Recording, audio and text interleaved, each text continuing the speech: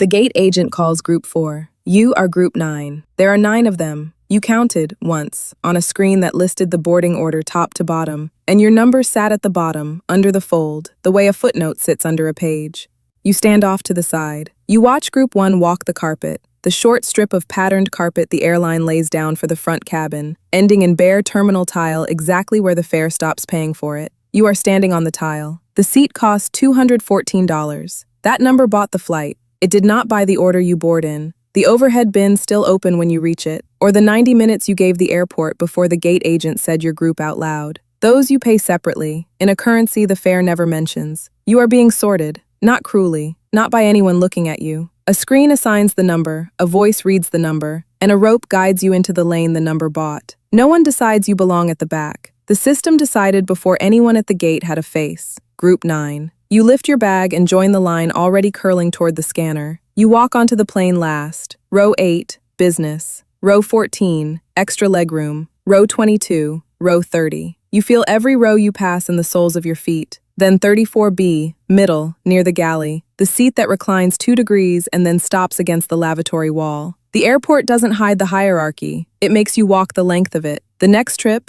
you pay $78. TSA PreCheck. 5 years for $78. You do the division in the enrollment chair while a machine takes your fingerprints. That's $15.60 a year to keep your shoes on, your belt on, your laptop in the bag. To walk to a lane with 4 people in it instead of 40. Every fee an airport sells buys the same thing. The right to skip someone poorer than you. You didn't know that when you paid. You thought you were buying minutes. Beside the pre-check lane there's another one. Shorter. Clear. $199 a year. A person in a blazer waiting at a podium to walk you past even the line you just paid to shorten. The blazer isn't security. The blazer is an usher. It exists to move you in front of the people who only paid $78. Brianna finds out at brunch. She sets down her phone. $78 to stand in a line, she says, and does the thing with her mouth that isn't quite a smile. You could stand in the regular one for free. You don't tell her about the machine that took your fingerprints, or the 4-person lane, or the blazer. You turn your glass by the stem and let her think it's about the minutes. The shift. You stop paying for time. You start paying for distance. The distance is short. 12 feet of floor between one rope and another. But you cross it now, every time, and the crossing is the product. The minutes were never the point. You are being sorted. This time you paid to move up the sort. The card costs $695 a year. You almost don't apply. Then Marcus does the math out loud for you, on a napkin, at the same table Brianna sat at. He writes $695 at the top. Under it, he subtracts $200 in airline fee credits, $200 in hotel credits,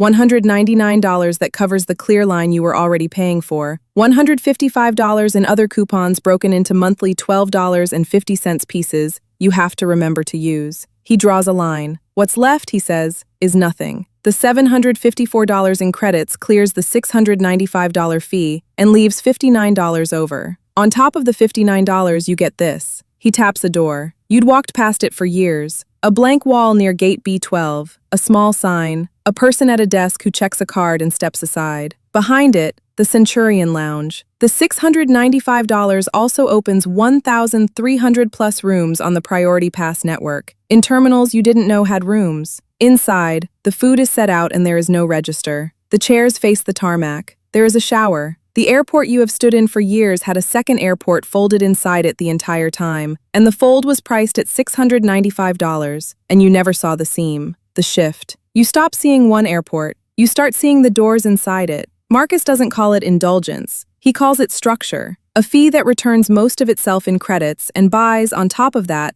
a room. He values the room at what most travelers never learn to price. The 90 minutes, spent sitting instead of standing. You are being sorted. The lounge is just the sort with a door on it. The most expensive thing in any terminal is a door most travelers never learn is there. The seat costs $4,847, one way. Past a certain price, you stop paying for the flight and start paying for who isn't on it with you. You board when they say the word first. No group number. The word is the number now. You turn left at the door, the direction you used to walk past on your way to row 34. And a curtain closes behind you before the rest of the plane comes on. Gerald has the seat across the aisle. He's flown this way for 30 years, and it shows in what he doesn't do. He doesn't photograph the seat. He doesn't test the button that makes it lie flat. He puts his shoes in the bin the crew brings him, and opens a folder of paper like the cabin is an office he keeps.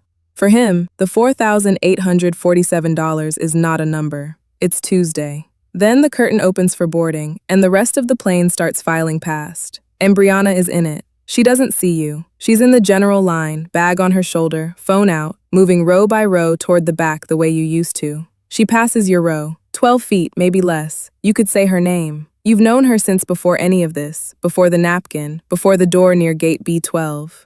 You don't. You turn your face to the window. You watch the tarmac instead of the aisle. Your hand finds the button that makes the seat lie flat, and you don't press it. Something in your chest does the arithmetic anyway. What the curtain cost, what it's still costing, who's on the other side of it. You are being sorted. This is the seat where you feel the cut. There is no gate, there is no group. There is a door and a fence and a car on the other side of it. The FBO sits across the field from the terminal, a low building with its own short driveway, a fixed base operator, the part of the airport most travelers never learn has a name. You give your ID to one person. They screen you in a room with no line because there is no one else in it. Then a car takes you across the tarmac to the stairs of the aircraft, and you climb them without ever walking through the building you spent a lifetime walking through. The charter runs $8,500 an hour. Fractional ownership prices it differently. A share, a monthly management fee, an hourly rate on top. But the arithmetic all ends in the same place. You are not buying a faster path through the airport. You are buying the removal of the airport, the shift. You stop buying a better airport. You start buying your way out of it.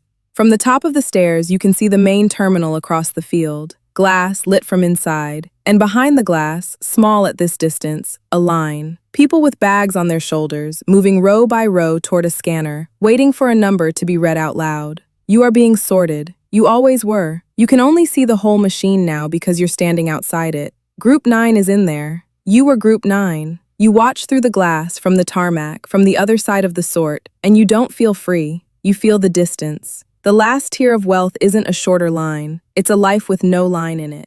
The next video is how hospitals treat you at every level of wealth. The door in the fence and the door at the hospital are the same door, priced differently. Subscribe. You're already in it.